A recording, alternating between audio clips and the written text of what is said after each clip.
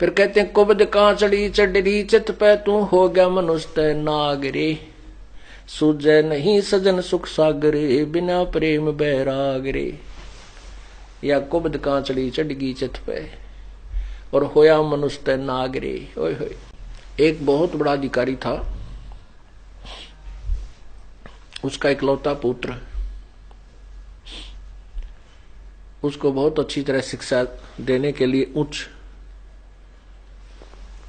मतलब अच्छे hi fi स्कूलों में उसको प्रवेश दिला के पढ़ा रहा था। एक गांव में एक बहन थी, उसका पति मर गया और उसके 15-16 एकड़ जमीन थी और वो हकीकियों की लड़ाई संघर्ष में मार दिया किसी ऐसे झगड़े पे। तो उसको ये चिंता होगी थी कहीं तेरे बेटे ने भी ना मार दे। इकलौता पुत्र था उसका भी, माई का। वो अपने बेटे को लेकर के अपने पीर में रहने लगी, अगर इसको वहां पाल दूंगी। और वो जमीन दे दी ठेके पे और वहां से अपना सामान ले जाओ, गुजारा कर रही थी।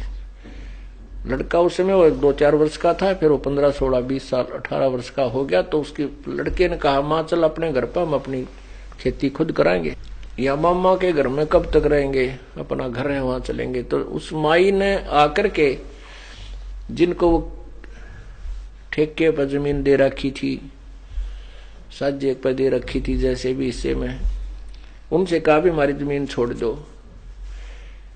उन्होंने जमीन त्यागने छोड़ने से मना कर दिया कि हम जमीन ना छोड़ दें। उसने फिर पुलिस में रिपोर्ट की। अब 15-16 एकड़ जमीन थी, नहर के साथ बहुत अच्छी उपजाऊ जमीन थी। वो बात उस बड़े अधिकारी तक पहुंच गई।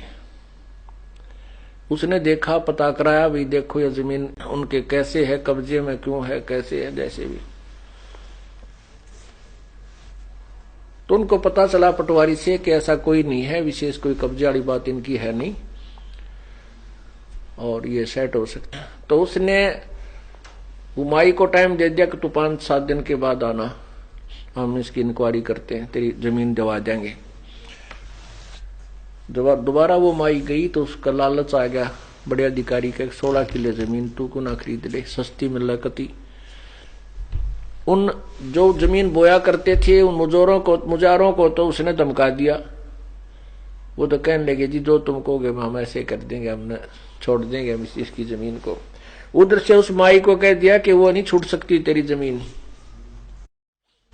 नहीं छूट सकती, उनके कब्जा हो गया है, उनका तो नाम गवाही चल रही है, ऐसे उगाही चल रही है, ऐसे ऐसे बता दिया।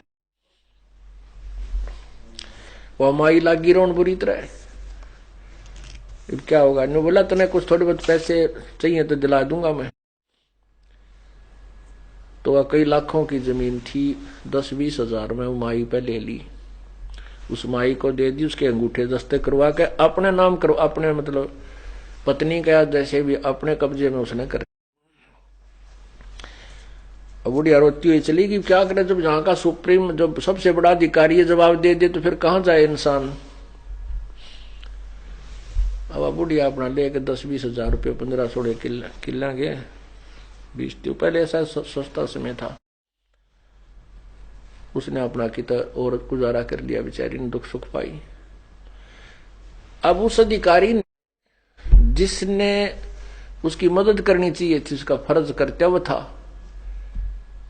उसने उस कव्वे वाला काम किया, काग वाला काम किया। कैसे, जैसे गधे की कमर टूट जाती है, जख्म बन जाता है, गधे की कमर पर जख्म बन जाता है काम करता है। और उस कौवा क्या करता है, उस जख्म के ऊपर, जिंदे के जख्म के ऊपर चोंच मार के मांस खाता है, उसको अधिक दुखी करता। तो उस अधिकारी को चाहिए तो था उस माई की मदद करता, कोई बात ना माई, ऐसे ऐसी स्थिति है और आपका जमीन आपको दिलवाई जाएगी, क्योंकि ये कर्तव्य है उनका। उसके स्थान पर उसने अपने लालच में वह जमीन अपने करवा ली, अच्छा ला दिया बाग नहर के साथ में। सोचा था बुढ़ापे में वहां खूब सैर सपट्टे करा करूंगा और तेरे बालक सेठ हो जाएगा तेरा बेटा। अब वो इकलौता लड़का था, खूब पढ़ाया लिखाया, लड़के को भी अच्छी पोस्ट मिल गई, शादी की तैयारी थी, कार दुर्घटना में वो लड़का मर गया। जिसके लिए उसने कुबद कमाई थी, जिसके लिए उसने पाप कमाए थे, बिरानी आग में जड़ा था, वो लड़का ही ना रहा और वो पाप रह गए उसके ऊपर। आगे देखना क्या होगा उस व्यक्ति के लिए।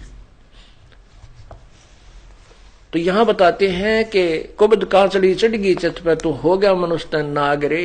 ओए होए,